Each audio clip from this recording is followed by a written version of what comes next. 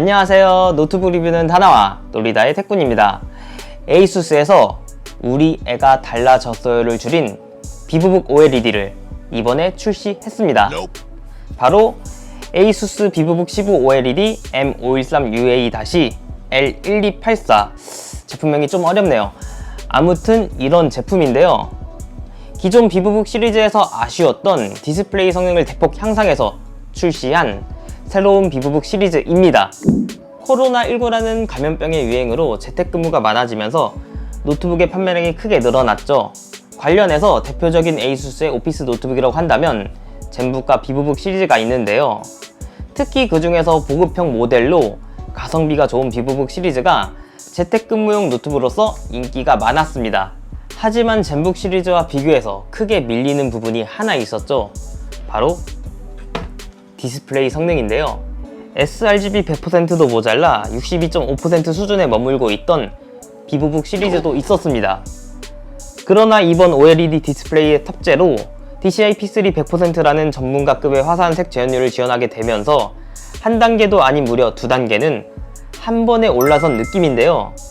비브북 시리즈의 장점인 가성비는 그대로 유지하면서 디스플레이의 성능을 대폭 향상시켰기 때문에 이번 시리즈는 더 많은 인기를 끌 수 있지 않을까 생각됩니다. 외형은 기존 비브북 S와 거의 동일하게 제작되었습니다.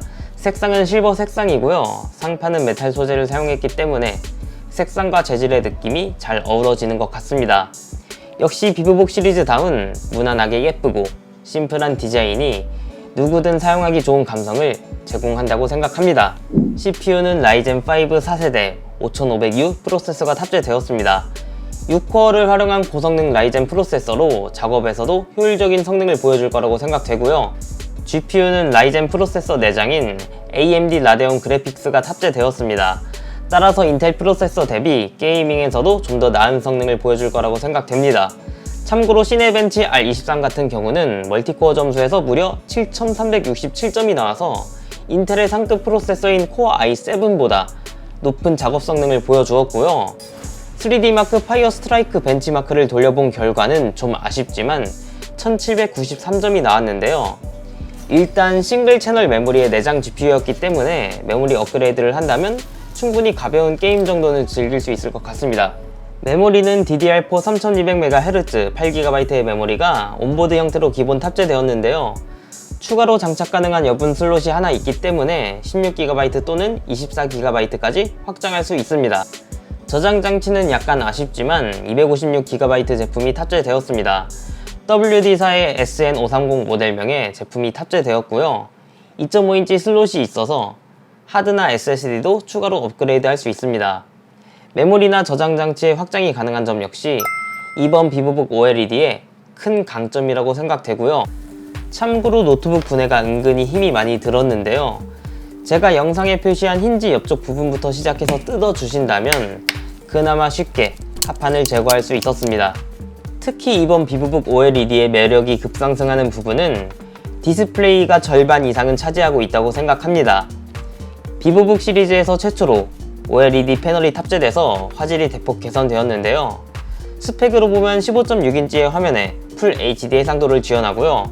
OLED 패널이어서 밝기도 무려 400니트로 이전보다 100에서 150니트 정도 밝아졌습니다. 색 지원율도 DCI P3 100%를 지원해서 에이수스에서 보급형 노트북으로서는 아마 처음으로 광색역을 지원하지 않을까 생각됩니다. 그리고 OLED의 최대 장점은 보여지는 스펙뿐만이 아니라 명암비 표현에 있어서 압도적인 모습을 보여준다는 게 한 번이라도 느껴보신 분들이라면 공감하실 것 같습니다. 특히 재택근무용 노트북으로 활용하려면 장시간 노트북의 사용은 필수인데요. OLED 디스플레이의 장점은 유해한 청색광인 블루라이트를 70%나 감소시켜 장시간 사용할 때 시력을 보호해주는 역할을 해주기도 합니다. 그와 관련된 검증으로 TUV 라인란드의 아이컴포트 인증을 획득한 노트북인데요. 아이컴포트 인증을 받은 디스플레이는 블루라이트와 플리커 프리 현상을 줄여서 눈을 보호하여 사용자의 시력을 보호할 수 있으며 자세와 위치를 바꿔도 시각적 이미지의 품질이 저하되지 않습니다. 라고 정확하게 명시하고 있습니다. 또한 장시간 켜놓고 사용하지 않을 때 OLED의 번인 현상을 방지하기 위해서 에이수스에서 OLED 프로텍트 기술을 따로 마련해 두었는데요.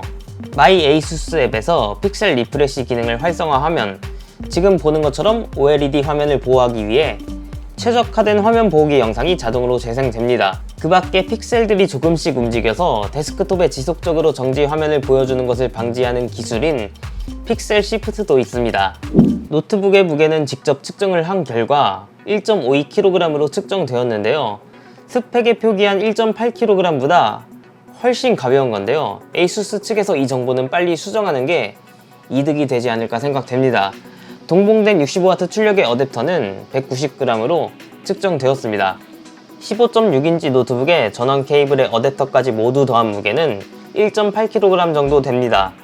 보급형 라인업의 노트북인 걸 감안한다면 상당히 좋은 휴대성이라고 생각됩니다.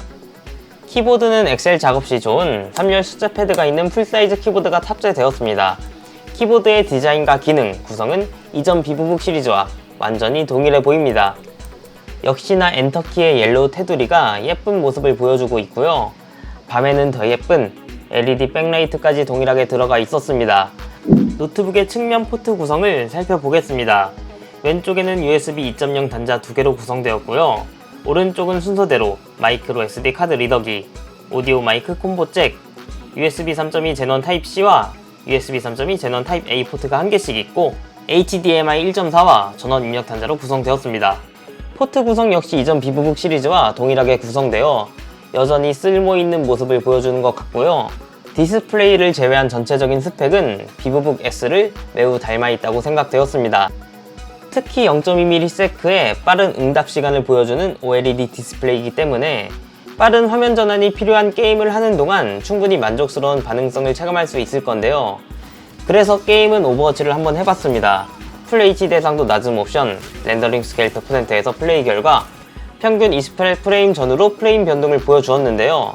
스로틀링 현상은 크게 나타나지 않는 걸로 보아 메모리 업그레이드 정도만 해주면 좀 더 안정적으로 오버워치급의 게임을 플레이할 수 있지 않을까 생각됩니다. 마지막으로 배터리 효율을 살펴보겠습니다. 배터리가 100% 남은 상태에서 화면 밝기 100%, 사운드 크기 30에서 넷플릭스 영화를 약 1시간 동안 시청한 결과 남은 배터리는 92%였습니다. 따져보면 약 10시간 이상 연속으로 영화를 볼 수 있다는 건데 배터리 사용시간도 좋은 편에 속한다고 볼 수 있겠습니다. 여기까지 오늘은 에이수스의 새로운 비보북 OLED 노트북에 대해서 살펴보았습니다. 이번 비보북 OLED는 성능적인 부분과 가격에 있어서는 이전 비보북과 거의 동일합니다. 그렇다는 것은 여전히 보급형, 가성비 노트북으로서 좋다는 것을 잘 보여준 노트북이라고 생각되는데요. 여기에 OLED가 더해져서 이제는 시각적인 스펙까지도 훌륭해진 완벽한 스펙의 노트북으로 재탄생하게 되었습니다. OLED는 앞서 설명한 것처럼 블루라이트 감소로 눈을 보호한다거나 밝고 화사한 화면과 뛰어난 명암비로 고해상도 콘텐츠를 감상하는데 뛰어난 디테일을 표현해 준다거나 게임을 할 때는 빠른 응답 시간으로 뛰어난 반응성을 보여준다거나 여러 가지로 전보다 훨씬 나은 장점들을 보여주는데요. 이 모든 장점들을 종합해보면 비보북 OLED는 재택근무용 노트북으로 사용하기에 최적화된 모습을 보여준다고 생각되었습니다. 이번 비보북 OLED를 계기로 해서 많은 일반 사용자들이 OLED 패널을 경험해 볼 수 있는 좋은 기회가 오지 않았나 생각하면서 이번 리뷰를 마치도록 하겠습니다. 여기까지 노트북 리뷰는 다나와 누리다의 태쿤이었습니다. 바이바이. 슝.